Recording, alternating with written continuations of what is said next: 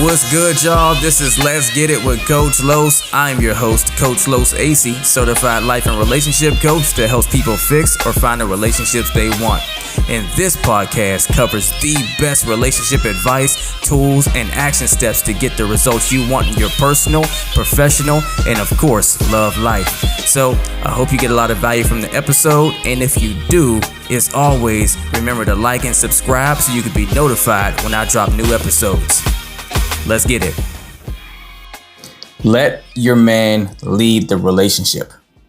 So many of you ladies out here want a man that can actually lead, right? If you're a feminine woman and you value that in a man, but you're not actually allowing him to take on that role. And I hear women say, I love to let a man lead or let my man lead, but he's not leading. They don't lead. Well, pick men that actually are willing to lead. But he can't lead you if you're not willing to allow him to and follow. I always stress to my clients, a man's biggest strength when it comes to dating, right, is that he has the ability to go pick and choose the woman he wants to go pursue. He can go get her, where women are usually waiting for that man to come get them. But as a woman, your biggest strength is that you get the ability to choose who you want to be with, which means you get to choose who you want to follow or who you want to lead. So if you're getting all these men that are not leading, then you have to pick better men. Choose only the men that are showing the characteristics of a leader, not a dictator, but a leader. Someone that is considerate of your thoughts, of your input, your opinions, what you think as well. See, a man that leads the proper way knows it's not just what he says goes his way or the highway. He actually looks to you like a general to him, right?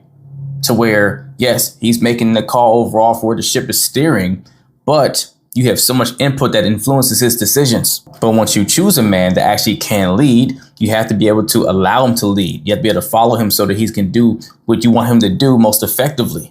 And this is why it's so important to make sure that if you had bad experiences with men in the past, or a lot of men in the past, that you don't allow that past baggage to self-sabotage your results now, to where you're more apprehensive about letting the man take the lead. You got to work through that so you don't wind up ruining a situation that could be great for you. And understand, when you have a man that can lead, he's going to lead most effectively when he feels loved, respected, and appreciated.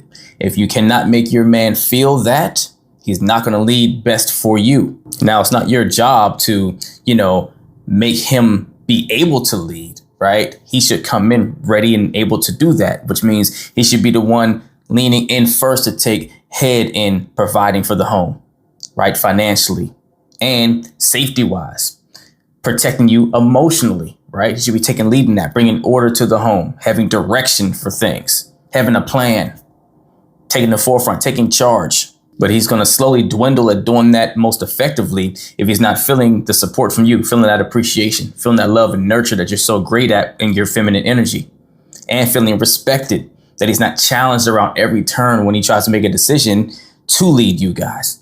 So if you have a man that is not already taking that stance and taking that initiative to lead the way that you need him to, right? To where you keep feeling like you're being pushed more into the role of needing to lead the relationship, which is exhausting and tiring for you as a woman, because that's not what you want to do. Not that you can't, but that's not what you prefer. Then now you need to start reevaluating whether you're with the right man for you. If he's not showing that he can lead, then hey, he may not be the guy for you, right? But first you have to ask yourself, are you following properly? Are you allowing him to sit in that role? Are you sitting back and giving him a chance to provide that sense of certainty to you and reassurance that he does have you covered? And just because he's leading doesn't mean you're always going to agree with the way he's choosing to lead or trying to, right? So that's where you come in to have dialogue, right? Discussions to make sure what you need and your vision and direction you need to go in life is also being honored, intended to, right? But you do that through inspiration, right? Conversation and inspiration to him, not through force, not by picking at him, not by nagging at him, not by bringing negativity. And even when women say, hey, well, I give him negativity because he's giving it to me. Fair, right? But fair isn't always going to get you the results you want. So does this mean, hey, he gets to keep being a jerk or something like that and you can't fight fire with fire? No.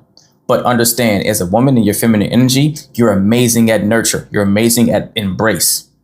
Your feminine energy and the daintiness, if you will, that sometimes comes along with that, the softness, is always going to be more polarizing to inspire him to match your energy and calm down to your level, match you, be more concerning and considerate towards you than you matching his energy and turning up with masculine energy and negativity maybe that he's using to try to get a result for yourself. But again, if you keep trying to do that and he keeps on bringing negativity and he's not leading effectively and properly, then you have some choices to make on whether you need to stay in this relationship, right?